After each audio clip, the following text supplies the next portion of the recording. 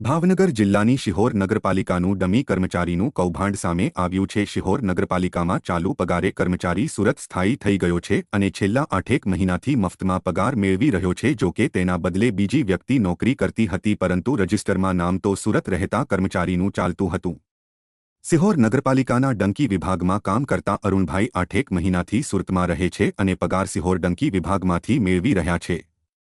Supervisor અશ્વિનભાઈ દ્વારા મળતિયાને 8 મહિનાથી હાજર દેખાડી નગરપાલિકાનો પગાર આપી રહ્યા છે। જો કે તેના સ્થાને અન્ય વ્યક્તિ ફરજ બજાવતો હતો। આ પ્રકારે કોની સત્તાથી ચાલ્યું તેવો મોટો સવાલ ઉપસ્થિત થાય છે। ત્યારે આ મામલે જવાબદાર સામે શું કાર્યવાહી થાય છે તે જોવું રહ્યું।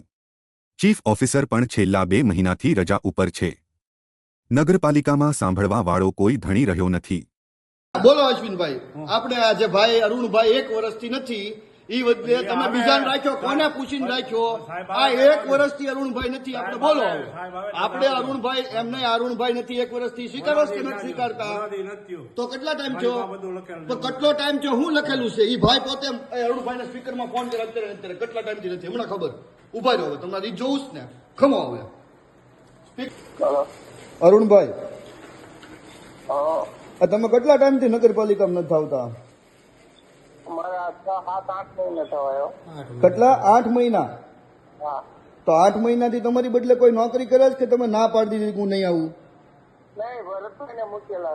ભરતભાઈ ને બદલીમાં? ઓકે, ભલે। આ તમને કોને અધિકાર આપ્યો? પગારમાં તો અરુણભાઈ નું વજીનામાં આવે છે, કયો આ 8 મહિના હાલે એમ એટલે કોણ હલાવે છે એમ?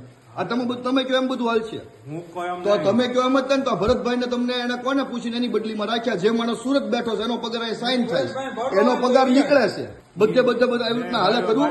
એવું હાલે કરવું? હે હાલે એટલે બધા ખાતામાં હાલે જ છે, બધા ખાતામાં હાલે જ છે। એ તમારી નગરપાલિકાનો ફોર્સ છે। બદલીમાં એકાબીજાની બદલી એટલે 8 મહિના બદલી નો હાલે, 8 મહિના બદલી નો હાલે। ભરતભાઈ કયા ખાતામાંથી બદલી છે? બરોબર, 8 મહિનાથી હું કામે નહોતો આવતો, મારી જગ્યાએ બીજા મારા ભાઈ છે એમને મૂકવામાં આવ્યા છે। કોના કહેવાથી? ભરતભાઈ, બરોબર, એ નિવૃત્ત માણસ છે, આઈને જ આપણા સ્ટાફના માણસ હતા।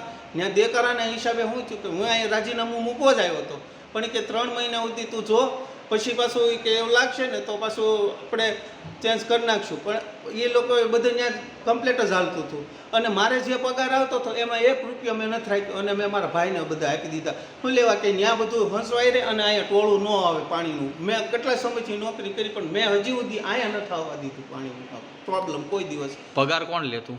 પગાર મારામાં આવતો, બરોબર છે, મારામાં પગાર આપતો અને ગૂગલ પ્લે હું એને કરી કોને કરી દેતો? પૂરાતી કોના નામે પૂરાતી? યાસીનભાઈ મારા નામે પૂરા। હા, ને પછી તમારે જે માણસ આવતો તમારા નામે આવતો હતો ને? હા, મારા નામે। ત્યાં ખોટું હાલતું હતું ને? મને તો કીધું કે એટલા સમય તમે રાખી દો, પગાર તારે એમ દઈ દો, પણ મેં કાંઈ વાંધો એમને રજીસ્ટરમાં જે આવતું તમારા નામે માણસ તરીકે આવતો હતો ને? હા, ચીફ ઓફિસરે હમણાં બેઠક કરી હતી કે તમારી જગ્યાએ અરુણના નામે જ આવતો હતો ને? હવે એ તો ત્યારે તો હું સાહેબ સુરત હોઉં ને, હા, ત્યારે એ બેઠક હતી ત્યારે તમારા નામે જ આવતો ને અરુણ? વોટર વિકાસ મેન્ટેનન્સ વિભાગમાં કામ કરું છું અને કાલની જે હકીકત છે એમાં જે માથાકૂટ થયેલી છે, જે કર્મચારીને નોકરી કરે છે 24 કલાક પીવે છે અને એરિયામાંથી ઉઘરાણા કરીને પૈસા વાપરે છે।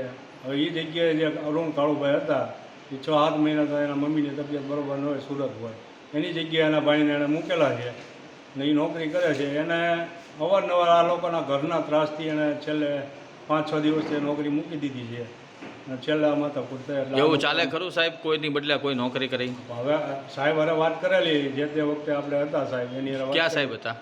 આપણે આ ભટ્ટ સાહેબ અરે, અને મેં એને કીધેલું કે ભાઈ વસ્તુ આમ છે સાહેબ, આની બદલીમાં આ માણસ મૂકેલો છે। કહેવાય એને જ રાજીનામું આપી દીધું હતું? રાજીનામું નથી આપેલું, આપવાનું છે।